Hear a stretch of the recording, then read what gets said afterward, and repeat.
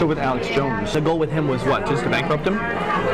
Pretty much. There's nothing federal law we can do, but civilly, you can go at him that way and chop his legs off. This is a FBI agent, a CIA boss, saying all of this and admitting all of this like it's no big deal. He needs to be subpoenaed by Congress. I am planning to launch a lawsuit against the CIA and the FBI. A new undercover video is going viral, exposing what we suspected all along about the CIA and FBI. This time, we're hearing it directly from the horse's mouth. Welcome to Inverted World. I'm your host, Dylan Roth. A bombshell undercover tape was put out by Sound Investigations, which captures a CIA contracting officer and former FBI agent, Gavin O'Blennis, revealing information that was never disclosed publicly, including that there were, in fact, FBI agents present in the crowd on January 6th. I thought you said that there were FBI agents in the crowd at J6. There always are when there's a big protest in D.C. Just in case it gets out of hand like that. But there wasn't enough to turn that tide. I mean, I'm talking they maybe have it 20. You needed 1,000 to get rid of that crowd. So they had like, that was just 20? Yeah, just to go through and observe, see what they can hear, you know, that kind of thing. Wow. Yeah, definitely. They needed 1,000 at least. Well, Wow. see, that's also Capitol Police jurisdiction. They're in charge. So Why they didn't have more on hand, I don't know. The Bureau didn't really want people knowing that they were in the crowd. Mm-hmm. Because that would be overstepping their bounds. A little bit. Do people know that? Why? Did people know that the Bureau was in the crowd? Nope, and probably never will. Anyone that believed this was called a conspiracy theorist, but now we're hearing it directly from someone within the three-letter agencies. He even goes on to say that he knows these FBI agents personally and that they now work for the CIA. You know agents that were there? Mm-hmm. Really? The agency knew.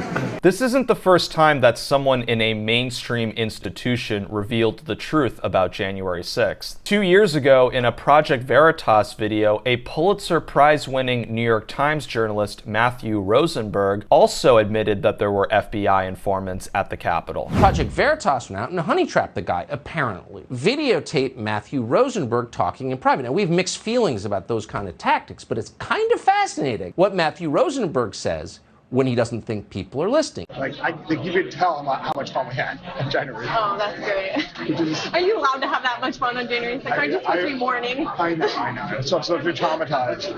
But like, all these colleagues who were in the building, a little younger, who's like, oh my God, this is so scary. I'm like, oh, we're the ones, not Fox, not Breitbart, who actually went and uncovered the fact that, like, there were a ton of FBI informants on the people who attacked the Capitol. Oh, they uncovered that there were, quote, a ton of FBI informants in the crowd on January 6th? I don't remember reading that in the New York Times. Oh, okay.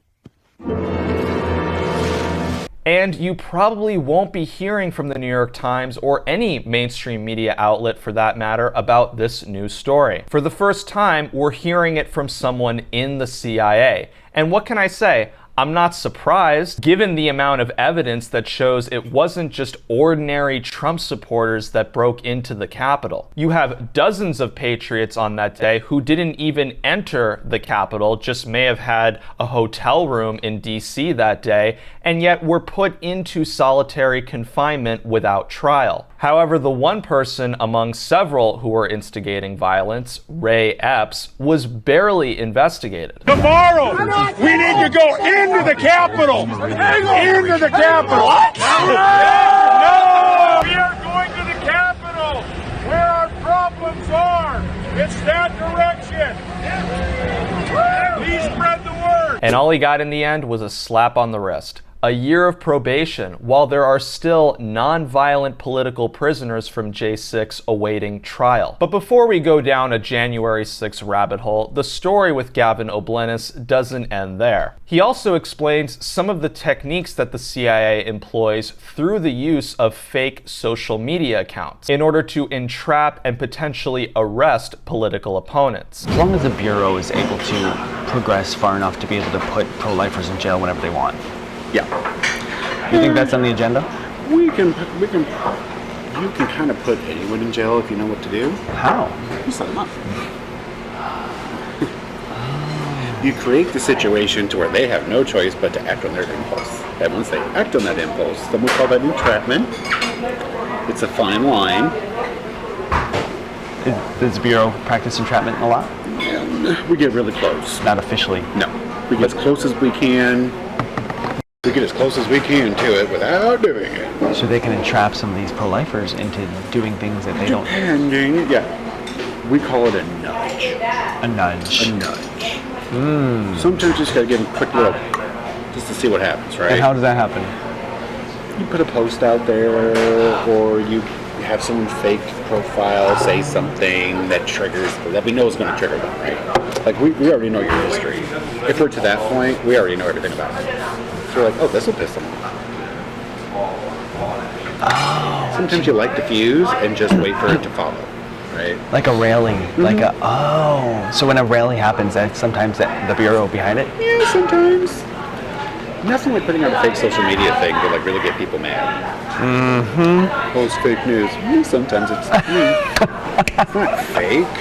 It's embellished a little bit. You can put anyone in jail if you know what to do. So what he's saying here is that the feds create these fake accounts specifically for the purpose of entrapment, which is illegal. Not that these government types actually believe in following the law, they just simply go after people who don't do what they think is right, but they prefer to call it just nudging people to create arrestable offenses. Yeah. There's nothing wrong with that. He even mentions that they are behind rallies. Would this include the rallies of supposed neo-Nazis who cover their faces and shout white power? Now, I'm not saying that there aren't legitimate neo-Nazis and white supremacists out there, but I always found it a bit strange that in these public protests, the people doing it always look the same. Tall, white, muscular men who wear masks to protect their identity. And there isn't one person who looks any different. I'm under the impression that these guys probably all look the same for a specific job, like working for the feds. Their job is to be agitators. Just like January 6th, it's a way to pigeonhole conservatives as a bunch of unhinged lunatics and to get innocent patriots thrown in jail. Last year, at a protest in New York City against drag queen Story Hour, a man showed up throwing Nazi salutes. Someone who shows up alone, covering their face and trying to stand out of a crowd and get attention is most likely a provocateur who is trying to make everybody else look bad. This tactic of infiltrating rallies like January 6th goes back as early as the 1950s when the FBI started the COINTEL program. COINTELPRO is the name for the effort by the Bureau to destroy people and to destroy organizations, or as they use the words, disrupt and neutralize. And in pursuit of this goal, FBI agents used a wide range of weapons, disseminating misinformation, creating animosities, and generally spreading havoc among the target groups. During those same 1969 inauguration ceremonies, the Washington field office of the FBI discovered that persons who were attempting to coordinate and control the demonstrations, the marshals of the demonstrators, were a very useful and helpful group of persons in order to keep the demonstration orderly. Now, what did the FBI do? They found out what citizen band was being used for walkie-talkies, and they used that citizen band to supply the marshals with misinformation and, pretending to be a unit of the national mobilization to end the war in Vietnam, countermanded the orders issued by the movement. Another major soundbite in the video was how the CIA had Tucker Carlson under their radar and even went after Alex Jones by persuading the Sandy Hook families to push the defamation lawsuit that got Jones bankrupt. Who would be like a big influencer that you're after? You're like a, I don't know, like I don't even know these names, like a Fox News person or like a Tucker Carlson or like... Oh, I'm sure he's on the radar, right? You always want the biggest and loudest. Like that, what was his name? The one that said the Sandy Hook didn't happen. Alex Jones. Yeah, so We were after him. You are? Hardcore. Are you still after him? So with Alex Jones, you were watching him long before anything ended up happening. Probably. It wasn't my office, but I mean, we would have been well aware of what he was doing. And the goal with him was what? Just to bankrupt him? Pretty much. And we let the families do it. And what? We let the families do it.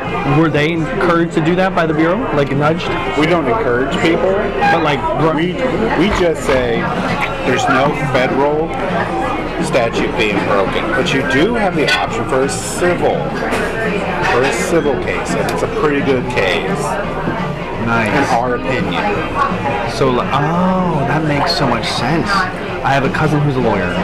So that's a lot of these cases. They're kind of encouraged by the FBI. Yeah, like there's nothing federal law we can do, but civilly, we can go at him that way and chop his legs off. And they did. Yeah. So the FBI was happy. We didn't care. We were like, oh. Basically, the citizens did your job. Yeah. Wow, so you can encourage a civil lawsuit. Not encourage, educate. What can you do with people like Alex Jones now? Because he's still out there. Yeah. He's still chirping. He can chirp. Are you still watching him? Yeah. Why? He did what we wanted. Which was what? Took his money away. We shut him up for a while. You're never going to shut him up permanently. Well, unless you put him in prison. But again, he didn't do anything to go to prison. Being ignorant is not a crime, though it should. It is. I mean, what? You could bring a nudge. He did incite a riot, like Cheeto.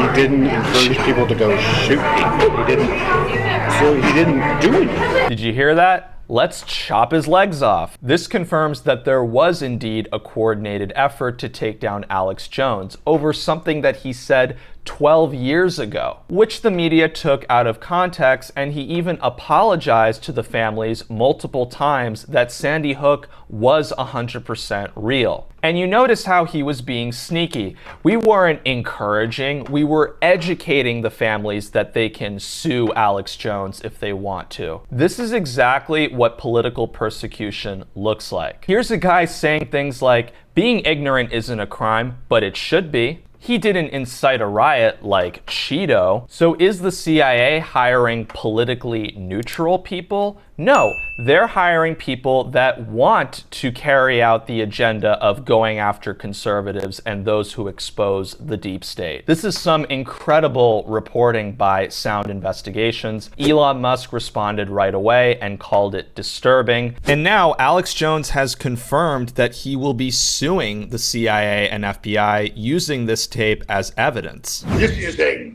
FBI agent, a CIA boss. He's a contract manager over large contract operations. That's a boss. That's like a mini section chief, saying all of this and admitting all of this like it's no big deal. He needs to be subpoenaed by Congress. I am planning to launch a lawsuit against the CIA and the FBI. We have to bring all this out. And right as my bankruptcy comes to a close and right as all this stuff's being finalized, it's really God working here that this came out at this time. You just said you were planning on suing the federal government. What would a Alex Jones versus the U.S. government look like? It's obviously a civil rights violation. It's a government racketeering operation using cutouts. And look, I mean, they come after my mother, my father, my wife. In these mediations, they've said, listen, just come out against the Second Amendment and we'll drop all this. I mean, they've done that repeatedly. And they've even said, listen, we're a mafia and there's nothing you can do to stop us, to my face, in front of my lawyer, in front of Norm Pattis. And so they're very arrogant. I mean, these are the sellouts. These are the traitors. These are the people that really love being under the corrupt FBI's wings, under the CIA's wings. They get a thrill. They get to go out and persecute fellow Americans, lie about them, say all these horrible things, and then say you said it, steal your identity, silence you so they can all pile in on you, make movies about themselves with judges and flash bulbs and, oh, we're so great. We went out and got the big Goliath. No, you guys are the Goliath. I'm the David. You misrepresented what I did to make me a monster. It's also worth noting that a dozen Jeffrey Epstein victims are also suing the FBI for covering up its failure to investigate Epstein and enabling his sex trafficking to continue for more than 20 years. I would say that we need a formal investigation into the FBI and CIA. Let's bring this evidence to Congress. Let's not forget that FBI Director Christopher Wray testified under oath. If you are asking whether the violence at the Capitol on January 6th was part of some operation orchestrated by FBI sources and or agents, the answer is emphatically You're saying no? No. Again, I can't say that I'm too surprised by the findings in this undercover tape, because this is what the intelligence agencies have been doing for years with the increase in surveillance. That really started to kick off with the Patriot Act, a great example of the government saying,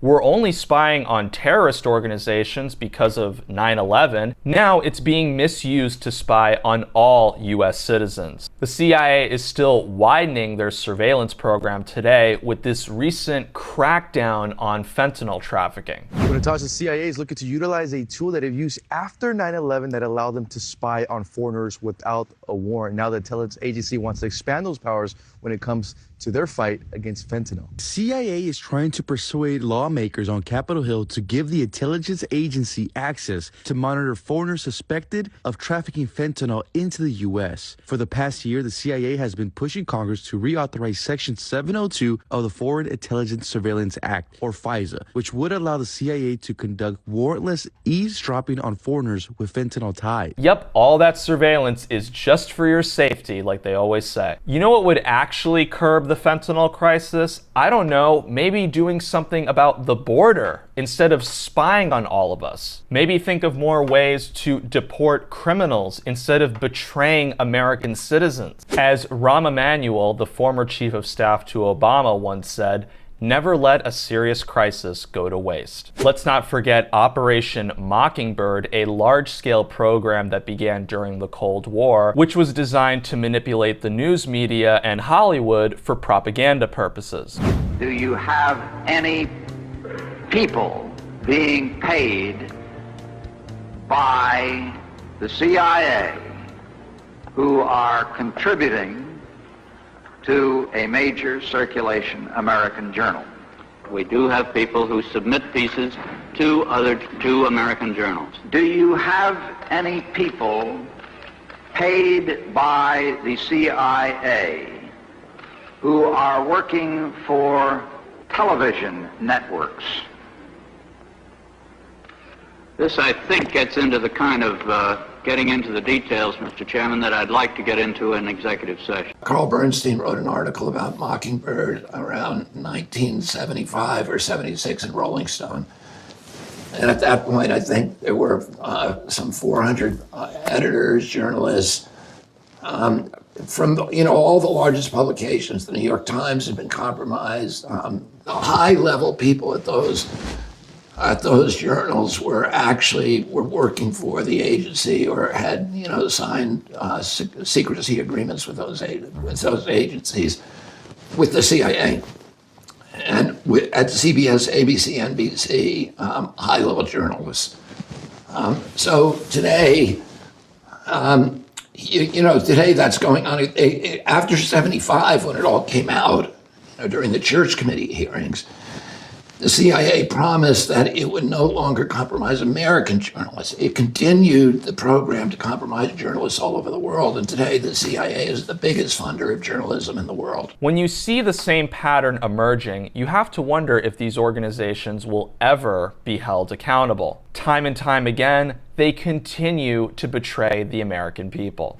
They abused their powers repeatedly and continuously. They did active harm to domestic politics in the United States. The FBI was spying on Martin Luther King and trying to get Martin Luther King to kill himself before the Nobel Prize was going to be awarded. In fact, after MLK gave his I Have a Dream speech, 2 days later, the FBI classified him as the greatest national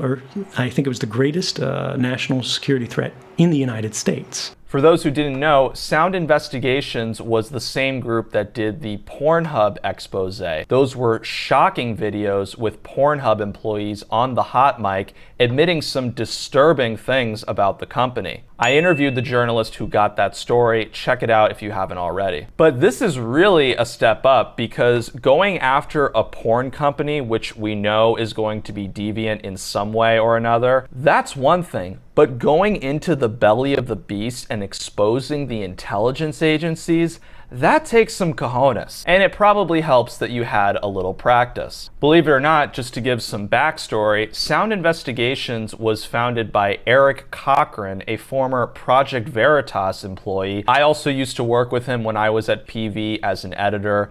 Brilliant journalist, brave soul. In fact, he was one of the people, along with James O'Keefe, who was raided by the FBI when he attempted to report on Ashley Biden's abandoned diary. I woke up at 6 a.m. to banging on my door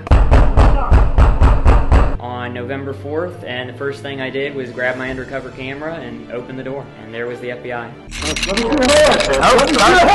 In fact, it was just reported that the woman who stole Ashley Biden's diary and sold it to Project Veritas was sentenced to 1 month in prison. PV never ended up publishing the story and even returned the diary to law enforcement. Yet that did not stop the FBI, once again, from engaging in political persecution and going after innocent journalists. It was also disappointing to learn that when O'Keefe was fired from Project Veritas and started his new company, OKeefe Media Group, Project Veritas announced that they would no longer foot the bill and support the journalists who were raided, including Eric Cochran and Spencer Meads. This forced James to partner with another legal defense fund that could help raise the money and pay for their legal expenses. But despite all of that, I'm really happy to see that Eric Cochran started Sound Investigations and continues to expose corruption. Really proud of you, Eric, and can't wait to see what you do next. That's all the time I have for today. Please be sure to like, share, and subscribe to Inverted World, and I will see you on the next one. We want to thank today's sponsor, Dr. Stella Emanuel. If you remember her from 2020 amid the pandemic, she went viral when she went on with America's Frontline Doctors, accurately purporting that social distancing and masking was nonsense, and shared her first-hand experience successfully treating patients